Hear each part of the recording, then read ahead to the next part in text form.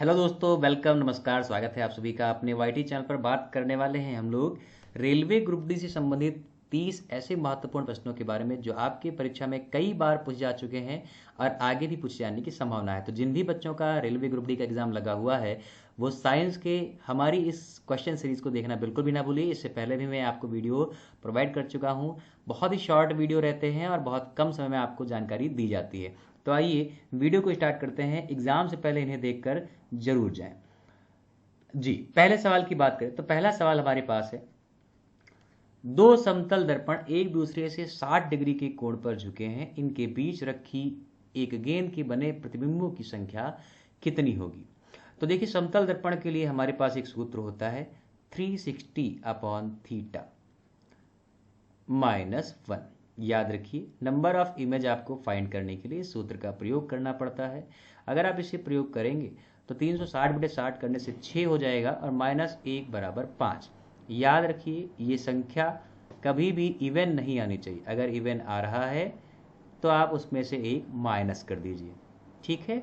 यानी कि हमेशा ऑड होगा। ये n-1 वाला फॉर्मूला इसीलिए यूज किया जाता है। अगर हमारे पास संख्या, जैसे मान लीजिए हम 360/थीटा करें और हमारे पास ये संख्या ऑड आ जाती है, जैसे कि मान लेते हैं 5 आ गई, ठीक है, तो हमें इसमें से -1 करने की जरूरत नहीं है। ऐसा नहीं कि आप -1 करके इसको 4 कर देंगे, ठीक है। यानी कि अगर सम आ रहा है तो -1 करेंगे, अगर सम नहीं आ रहा है तो -1 करने की जरूरत नहीं है। पानी के अंदर हवा का एक बुलबुला किस तरह बर्ताव करता है। तो ये एक अवतल लेंस की तरह बिहेव करता है, याद रखिएगा। बात करें हवा के अंदर बुलबुले में, तो सर जी पूछा जाता है आपसे कि प्रेशर बाहर ज़्यादा होता है कि बुलबुले के अंदर ज़्यादा होता है। तो याद रखिएगा, प्रेशर बुलबुले के अंदर ज़्यादा होता है। कितना ज़्यादा होता है? तो ये होता है 2T/r। टी यहाँ पर सरफेस टेंशन है, r गोले की रेडियस होती है। इसे अधिक दाब एक्सेस प्रेशर कहा जाता है। लेकिन अगर यही बुलबुला साबुन का है तो सोप के लिए इसका जो सूत्र होता है वो होता है 4T/r। क्यों? क्योंकि साबुन में 2 लेयर बन जाती हैं, इसीलिए इसका डबल हो जाता है। याद रखेंगे ना। चलिए, इकाइयों की समस्त व्यवस्थाओं में किस इकाई की मात्रा समान होती है। तो विशिष्ट गुरुत्व स्पेसिफिक ग्रेविटी की मात्रा समान होती, ध्यान रखिएगा। यदि कोई मनुष्य समतल दर्पण की ओर 4 मीटर प्रति सेकंड की ओर से जा रहा है तो दर्पण में मनुष्य का प्रतिबिंब किस चाल से प्रतीत होगा। तो आपको मालूम है दुगना हो जाता है, यानी कि 8 मीटर प्रति सेकंड से, ठीक है। अगर कोई चीज थीटा डिग्री से रोटेट की जाएगी तो इमेज 2 थीटा से रोटेट हो जाएगा, इसे भी याद रखिए। अगर आप बी से जा रहे हैं तो 2b से, क्योंकि हमारे पास समतल दर्पण की एक प्रॉपर्टी होती है कि इमेज और मिरर के बीच में जो डिस्टेंस होती है वो इक्वल होती है। यानी कि अगर r ये है तो r ये होगी, यानी कि टोटल डिस्टेंस 2r। ये आपको याद रखना होगा, ठीक है। चले, कारों और ट्रकों और बसों में ड्राइवर की सीट के बगल में जो दर्पण लगा होता है वो कौन सा होता है। तो पीछे का दृश्य देखने के लिए उत्तल दर्पण उपयोग करते हैं। ऐसे तत्व जिनमें धातु और धातु दोनों के गुण पाए जाएं तो उन्हें हम मेटालॉइड कहते हैं। उपधातु, इनकी संख्या होती है 7। ये पी ब्लॉक में पाए जाते हैं। याद रखिए, जेड शेप में 7 एलिमेंट होते हैं। निम्नलिखित में से किसमें ध्वनि की चाल सबसे अधिक होगी। तो इस्पात में इनकी चाल सबसे ज्यादा होती है। निर्वात में ये फ्लो नहीं करेंगे, निर्वात में फ्लो नहीं करेंगे। एक व्यक्ति घूमते हुए स्टूल पर बाहें फैलाकर खड़ा है, एकाएक अगर वह बाहें सिकोड़ ले तो स्टूल का कोड़ी वेग क्या होगा। तो बढ़ जाएगा। क्यों? क्योंकि अगर उसने हाथ फैला रखे थे तो उस पर एयर का एक फ्रिक्शन लग रहा होगा। यह फ्रिक्शन रिड्यूस हो सकता है। आप इसे इनर्शिया या जड़त्व के सेंस में भी रिलेट कर सकते हैं, याद रखिएगा। चंद्रमा पर एक बम विस्फोट होता है तो इसकी आवाज़ पृथ्वी पर कितनी देर में सुनाई देगी। तो इसकी आवाज़ हमें पृथ्वी पर नहीं सुनाई देगी। क्यों? क्योंकि साउंड जो होता है वो मैकेनिकल वेव होती है, यांत्रिक तरंग होती है। इसे चलने के लिए मीडियम चाहिए होगा, और हमें मालूम है कि चंद्रमा पर या चंद्रमा से पृथ्वी तक आने के लिए साउंड को कोई भी मीडियम नहीं मिलता। तो जब कोई भी मीडियम नहीं है तो साउंड ट्रेवल नहीं करेगी। चंद्रमा पर वायुमंडल ना होने का कारण क्या है। याद रखिएगा, इसका स्केप वेलोसिटी। कमेंट बॉक्स में जवाब दीजिएगा, अर्थ की स्केप वेलोसिटी कितनी होती है। अर्थ की नहीं, अर्थ के लिए स्केप वेलोसिटी कितनी होती है। यदि किसी सरल लोलक की लंबाई 4% बढ़ा दी जाए तो उसका आवर्तकाल क्या होगा। तो उसका आवर्तकाल 2% बढ़ जाएगा। क्यों? क्योंकि हमें मालूम है T√L के और G के डायरेक्टली प्रोपोर्शनल होता है। तो जब लेंथ 4% बढ़ाई गई है तो अंडर रूट से निकलने के बाद क्या हो जाएगा, 2 बाहर चला आएगा, यानी कि 2 गुना बढ़ जाएगी।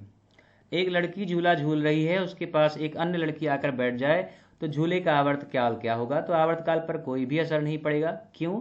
क्योंकि बढ़ने से, यानी कि लड़की के आकर बैठने से क्या बढ़ेगा, द्रव्यमान बढ़ जाएगा, उसका भार बढ़ सकता है। और हमने अभी कहा कि जो टाइम पीरियड है वो किस पर डिपेंड करता है, केवल और केवल लेंथ और ग्रेविटी पर। तो ग्रेविटी और लेंथ पर तो कोई असर नहीं पड़ा, इसीलिए लड़की के बैठने से पर टाइम पर भी कोई इफेक्ट नहीं पड़ता। बात करें हम रेडियो की घुंडी घुमाकर विभिन्न स्टेशनों के प्रोग्राम सुनते हैं, यह संभव है। तो यह संभव होता है रेजोनेंस के कारण, अनुनाद के कारण, याद रखिएगा। ठीक है, कोई मिलिट्री कन्वे एक साथ पुल पर नहीं चलता है, धीरे धीरे निकलता है वरना पुल टूट जाएगा, इसका भी कारण रेजोनेंस होता है।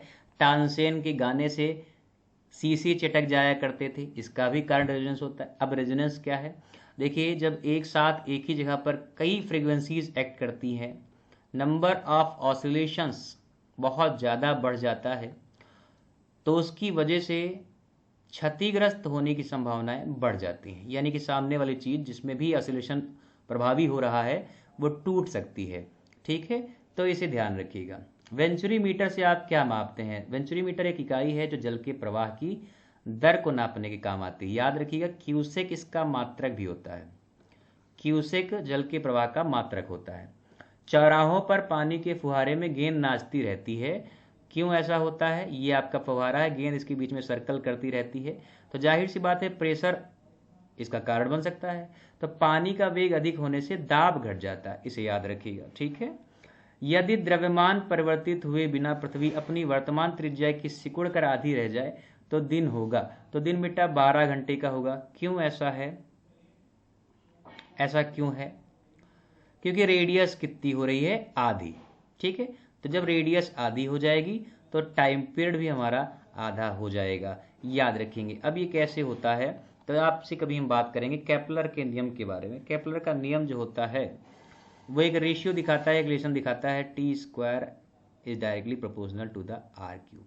इसके बारे में कभी बात करेंगे। ठीक है, चलिए। यदि किसी पिंड को पृथ्वी से 11.2 किलोमीटर प्रति सेकंड के वेग से फेंका जाए तो क्या होगा? तो बेटा वह पिंड पृथ्वी पर कभी नहीं लौटेगा, क्योंकि ये एस्केप वेलोसिटी की वैल्यू होती है, वो क्या कर जाएगा, पृथ्वी के गुरुत्व क्षेत्र से एस्केप कर जाएगा।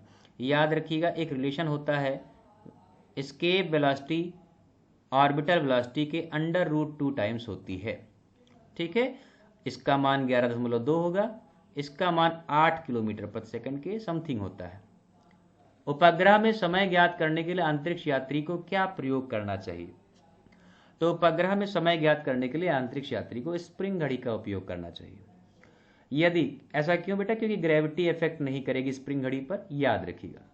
यदि पृथ्वी की त्रिज्या 1% कम हो जाए किंतु द्रव्यमान वही रहे तो पृथ्वी तल का गुरुत्वीय त्वरण क्या होगा? तो ये 2% तक बढ़ जाएगा। ठीक है, ये 2% तक बढ़ जाएगा। क्यों? क्योंकि टी जो है उसका जो रिलेशन होता है वो √g से √2 टाइम्स होता है। ठीक है, तो जितना आप बढ़ाएंगे बायनोमियल लगाने से पावर आगे आ जाती और ये काम हो जाता है। दाब का मात्रक क्या होगा? दाब का मात्रक पास्कल, पास्कल एक वैज्ञानिक है। खाना पकाने का बर्तन होना चाहिए उच्च विशिष्ट ऊष्मा का, निम्न चालकता का, याद रखिएगा, यानी कि उसकी स्पेसिफिक हीट ज़्यादा हो, चालकता कम हो। झरने में जब जल ऊंचाई से गिरता है तो उसका ताप क्या होगा? उसका ताप बढ़ जाता है। क्यों? क्योंकि काइनेटिक एनर्जी जनरेट हो जाती है। पोटेंशियल एनर्जी किस में चेंज हो जाती है? काइनेटिक में चेंज हो जाती है। केल्विन तापमापी में बर्फ का गलनांक क्या होता है? तो -0 डिग्री केल्विन इन्होंने कहा है। ये न्यूनतम संभव ताप है क्या? जी नहीं, न्यूनतम संभव ताप 0 डिग्री केल्विन होता है, आपको ये बात याद रखनी है। ठीक है, बॉटनी शब्द की उत्पत्ति किस भाषा से हुई है? ग्रीक से हुई है। बॉटनी के पिताजी कौन कहलाते हैं? थियोफ्रेस्टस कहलाते हैं। कौन कहलाते हैं? थियोफ्रेस्टस, याद रखिएगा। क्यूरी किसकी इकाई है बेटा? तो क्यूरी इकाई है रेडियो एक्टिव धर्मिता, यानी कि रेडियो एक्टिविटी की। बीकेल भी इसी की यूनिट होती है, ध्यान रखिएगा। बीकेल हेनरी बेकरल साहब ने इसके बारे में बताया था। किस रंग की तरंग दैर्घ्य सबसे कम होती है? तो बैंगनी की तरंग दैर्घ्य सबसे कम होती है, लाल की सबसे ज्यादा होगी। कमरे में रखे रेफ्रिजरेटर का दरवाजा खोल दिया जाए तो कमरे का ताप क्या होता है, बढ़ जाता है। याद रखिएगा किसकी वजह से बढ़ता है, तो कंप्रेसर की वजह से होता है। थर्मोडायनेमिक के सेकंड नियम की कहानी इससे रिलेट कर सकती है। क्लॉसियस का कथन हमने पढ़ा है। क्लॉसियस एक वैज्ञानिक हैं, वो इसके बारे में बताते हैं। इंद्रधनुष में कितने रंग होते हैं, तो 7 रंग होते हैं। RBG, ठीक है, RBG इन्हें हम प्राथमिक रंग कहते हैं, प्राइमरी, यानी कि red, blue, green. Second pendulum का आवर्तकाल कितना होता है, तो ये 2 सेकंड होता है, इसीलिए इसका नाम सेकंड पेंडुलम है। वनस्पति विज्ञान के जनक कौन है, तो थियोफ्रेस्टस हम आपको पहले ही बता चुके हैं।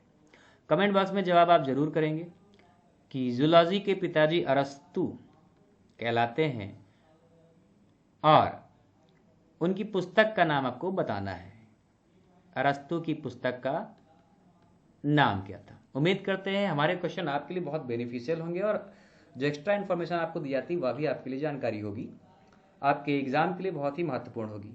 मुलाकात करेंगे अपने जनरल साइंस के नई वीडियो में नए क्वेश्चन के साथ। आज के लिए इतना ही। अगर पसंद आ रहा है तो चैनल के साथ बने रहें और वीडियो को ढेर सारा शेयर करें। नमस्कार, जय हिंद, जय